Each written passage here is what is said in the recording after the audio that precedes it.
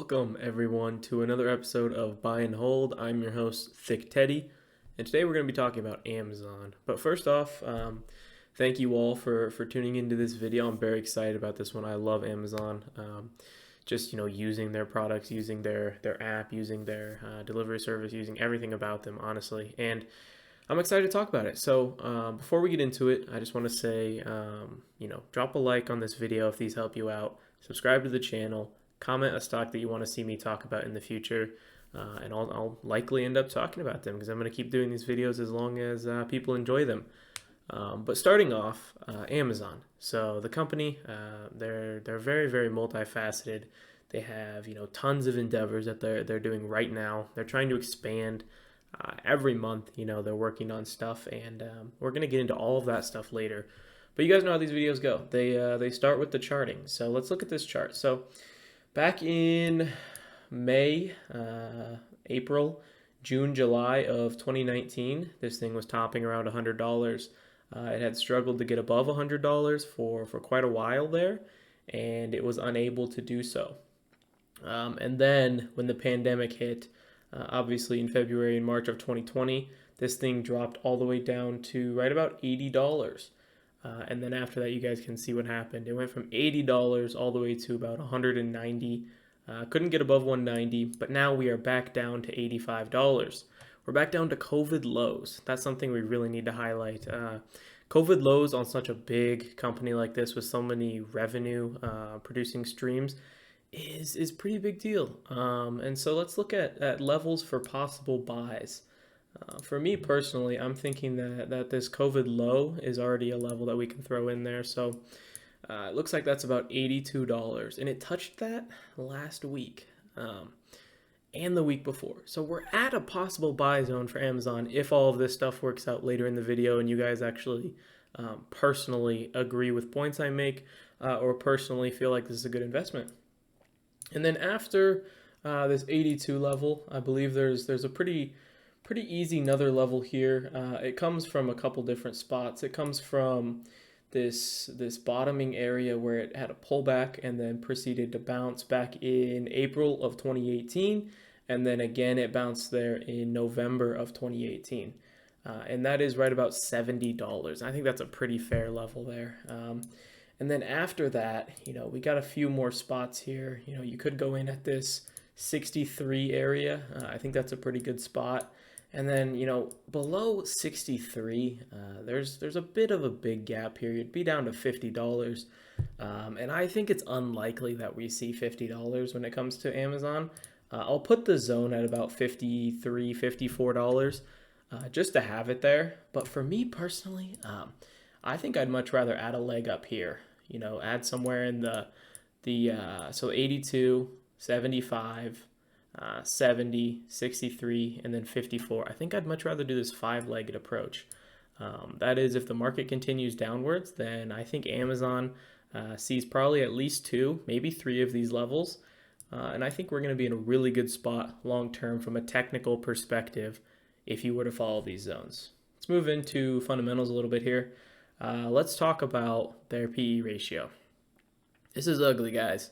77 on their PE ratio. If you guys have watched my previous videos, you know that I'm not a big fan of things over 30 to 40. So I think Amazon is going to have to do something to get me to feel like this is a warranted PE ratio, because 77 is nothing to bat an eye at. That is a very, very large PE ratio. Forward PE is 51. PS ratio is 1.71. We like that. That's what we like to see.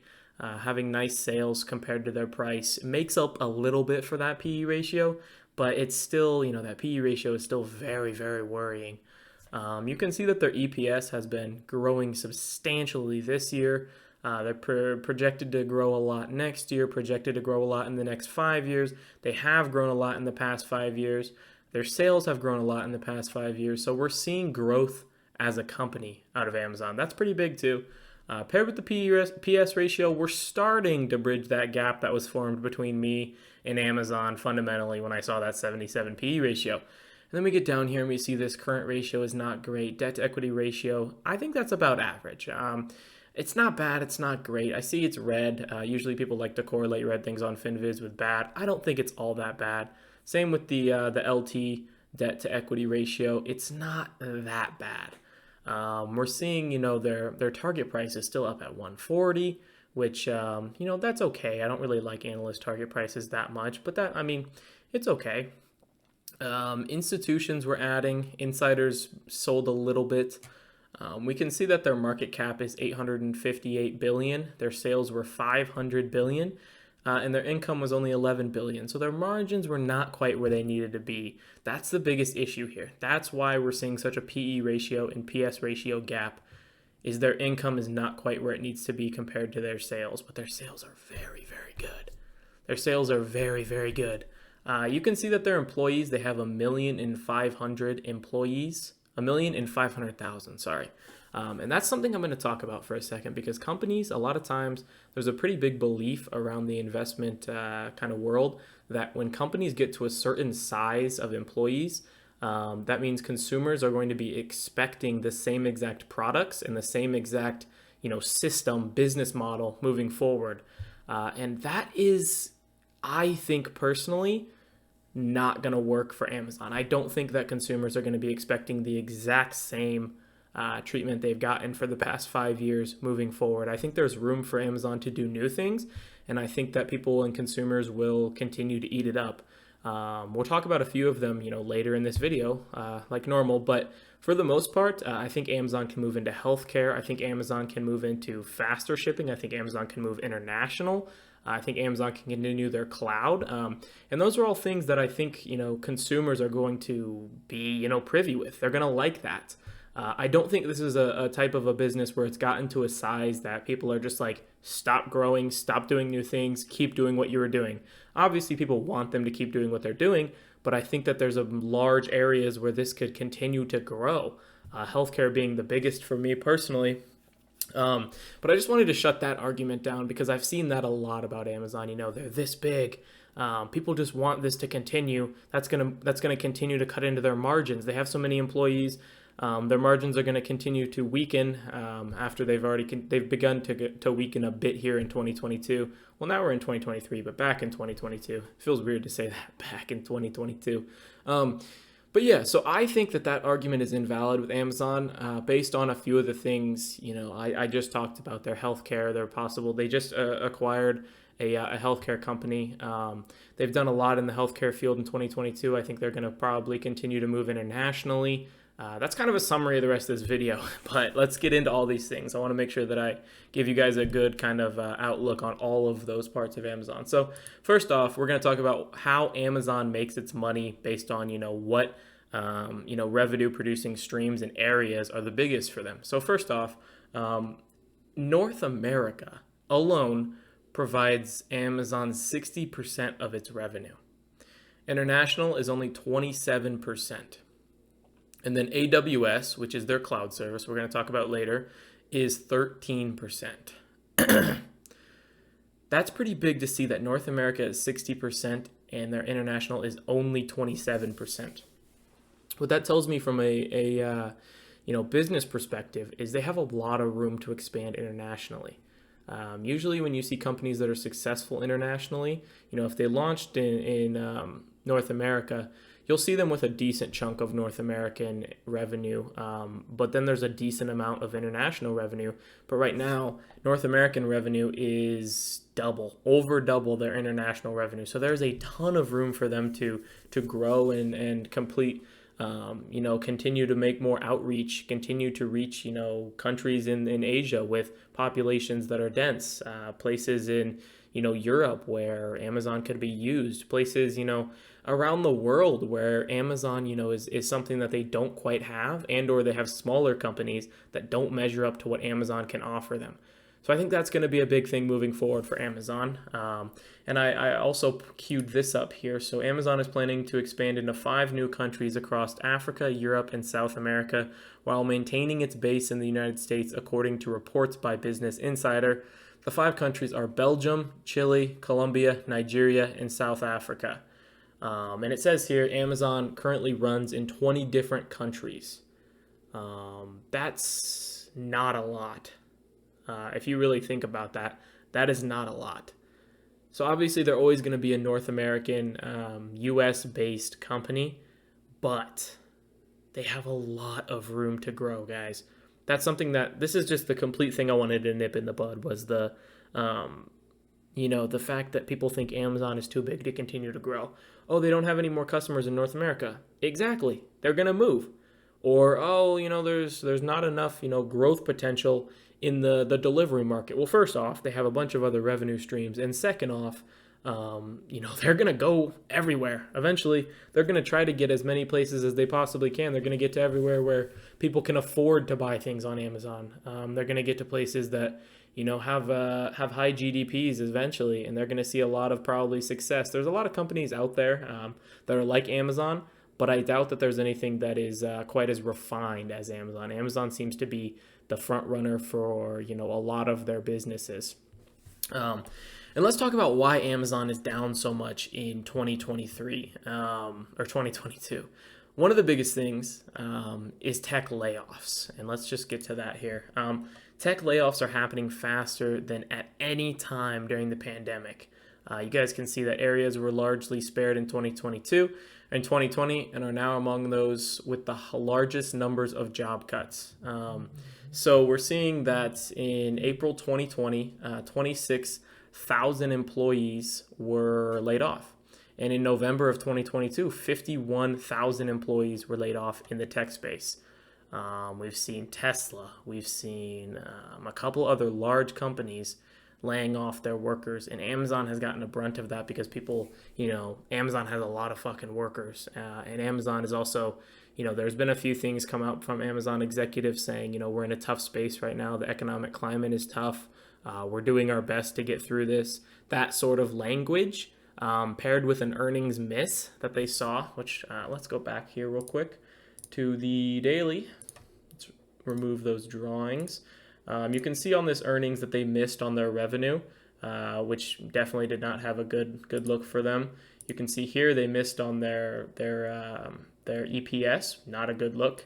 And you can see here they missed on both, not a good look there. So some pretty bad looks from Amazon's last 3 earnings reports, paired with those tech layoffs that we're seeing, has caused Amazon to just get decimated in 2022. So, there's been some pluses, there's been some negatives in this. We saw that high PE ratio in this video. We saw them expanding from North America to a couple other new countries in 2023, and they're going to continue to do that. So there's been positive, there's been negative. Let's get into these last few things that might sway you one way or the other. So the first one is top 10 healthcare moves from Amazon in 2023. So let's go through these. In July, Amazon agreed to buy primary care company One Medical for $3.9 billion. The acquisition still faces antitrust challenges. That's big for them, guys. That's their door into the healthcare field. And everyone knows Amazon has the potential to be a healthcare giant.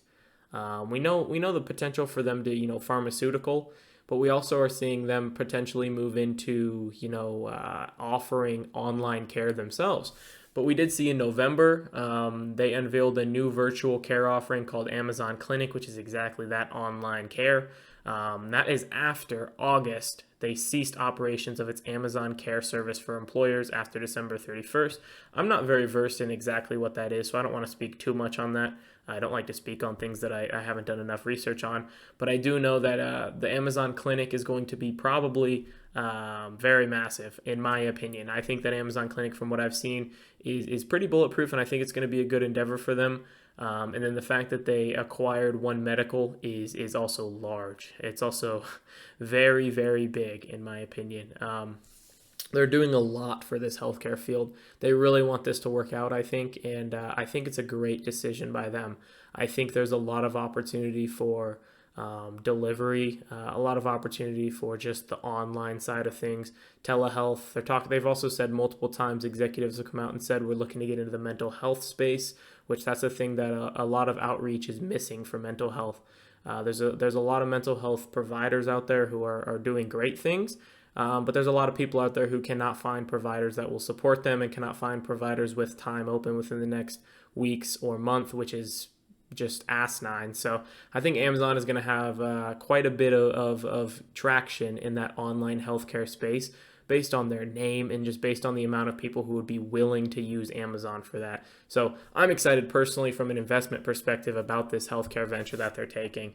And the last thing we need to talk about is AWS, which is Amazon Web Services. I'm going to go through a quick what is this, because this is a massive part of their company. You saw back where we were talking about their how they make money. 13% is AWS, which is a large sector for Amazon here. So Amazon Web Services, AWS, is a comprehensive, evolving cloud computing platform provided by Amazon that includes a mixture of infrastructure as a service, platform as a service, and packaged software as a service, SaaS offerings.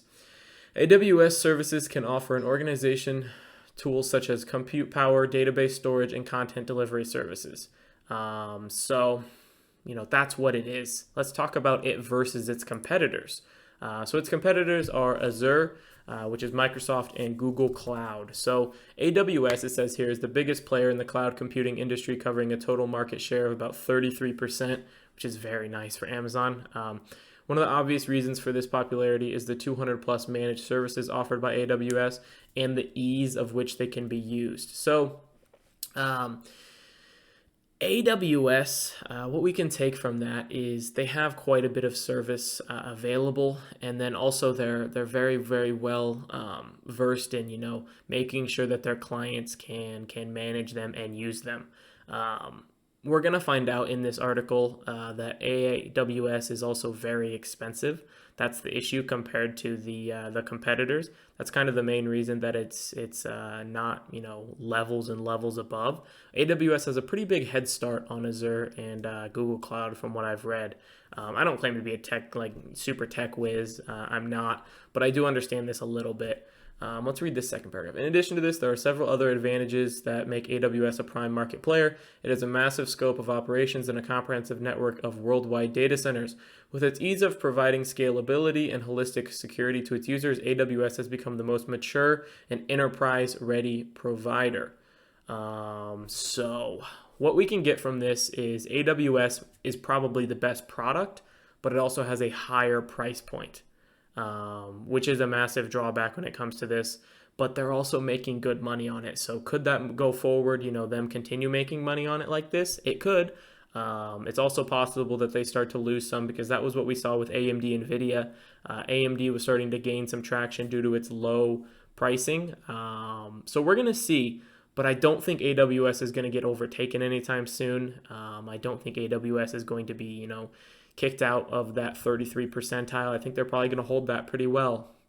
We're going to see what Amazon does with the pricing, but moving forward on Amazon, just as a summary, I'll go back to this chart and we're going to undo this so you guys can have these levels here. There are the levels, but my overall summary of Amazon is I think that they are a long-term proof company. At these levels that I have, if you get 3 ads at these levels, I think you're going to be great. And I think that they're going to keep expanding in 2023. I think these tech layoffs are giving us a great opportunity, paired with the language being used by their executives and those earning misses, I think are giving us a great opportunity on an absolute giant of a company where they have, web, they have cloud, they have their obviously e-commerce, they have all of these, revenue streams. I think this is going to be great going forward, and I think they're going to expand into many places. I think this is definitely a buy and hold without question. I don't even think I need to think too hard about it. Buy and hold, and I will personally be buying and holding this one. Obviously, guys, if you guys feel differently, I would love to hear about it, so drop it in the comments. I hope you guys enjoyed this video as much as I did, and thank you guys for watching. Peace out.